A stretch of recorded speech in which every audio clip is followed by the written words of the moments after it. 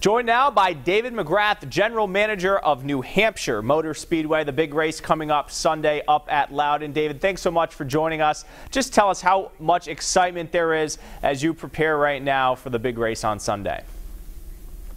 Well, Yanni, great to be with you. Thanks for having me on. Yeah, you know what? The energy has been building every day, and it's midweek, and it's already at the highest level. I mean, it is so much fun. The teams are all arriving. All the support crews are there. Television setting up as we speak. The energy is awesome. It's fun to be around. It really, really is. Now, this is a unique experience, and every track is experiencing this in that this is Dale Jr.'s last go-around. Unquestionably NASCAR's most popular driver. What are you guys doing, and how much are you experiencing in ticket sales and other things, popularity, excitement over Dale Jr.'s last go-around at Loudon? Well, we get him twice this year, so he'll be time in September. So we're going to hold off until our September race before we really come up with what that's going to look like and what we're going to do. But we've got a few tricks up our sleeve to send him off in style and fashion, fitting for all he's done for our fans in New England, and certainly we're going to miss him a great deal.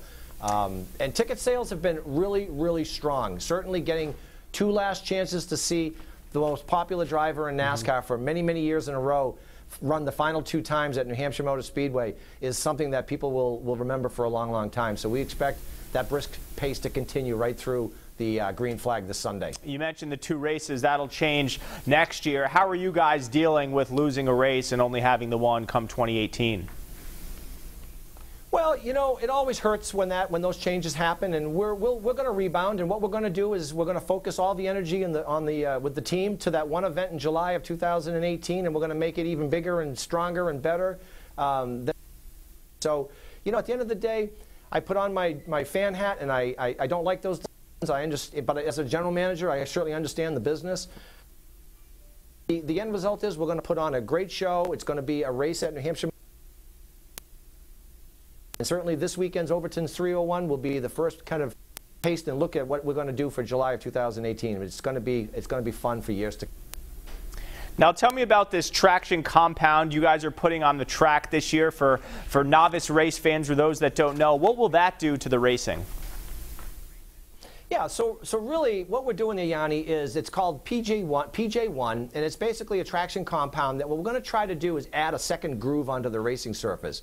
You know, if you look at our turns, there's basically 4 lanes, and we know what lane, they take lane 2 as their main groove in the track, and we'd like to just see if we couldn't expand that and add a little bit more side-by-side racing as they come into turns 1 and 2 and certainly 3 and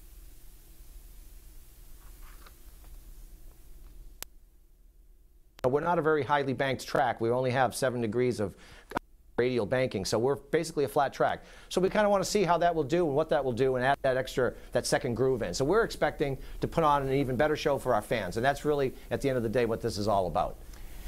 And there's been such parity at this racetrack over the years. I think it was, what, 11 or 12, 13 straight races with a different winner. What is it about Loudon that promotes such parity in NASCAR? Yeah, and that's a good thing. Yeah, nobody comes here and just dominates at New Hampshire Motor Speedway, and we're proud of that. It's not a track that you just get on autopilot. It's a flat track, so you know obviously it's a position track, and quite frankly, what we feel is that no one driver just comes here and just has it always figured out, which is exciting. And certainly, I'm expecting some of the Toyota guys to possibly have a good breakthrough this weekend. They've been really strong here in the past with the Joe Gibbs racing team in particular. So we're kind of hoping to see if they could maybe break out of their, surprisingly enough, a winless streak this deep into the season at the halfway mark. And you guys have had pretty good success with Patriot players and coaches over the years and the pace cards. Josh McDaniels this year. What is it about the partnership with the Patriots that's always clicked for you guys? Well, you know what, I tip my hat to our communications director, Kristen Lestock. She has done a wonderful job of developing that relationship. We've had Julian Edelman in a pace car in years past. We've had Rob Nikovich, I'm sorry. We had Rob Nikovich as well. So I think it's great that the coaches now take a shot. And Josh McDaniel was the architect of that great comeback. You know, another kind of side note that I want to make sure doesn't get lost is we had a big bet with our sister track down there at Atlanta Motor Speedway during the Super Bowl. If I lost, I was going to give lobsters, and of course we won, so I get Georgia peaches.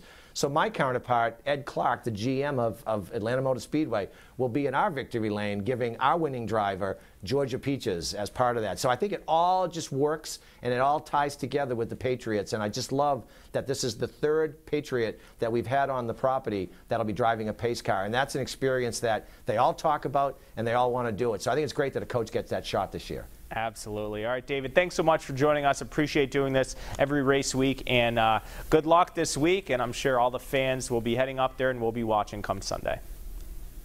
Great. Thanks for having me, Yanni. Thank you so much.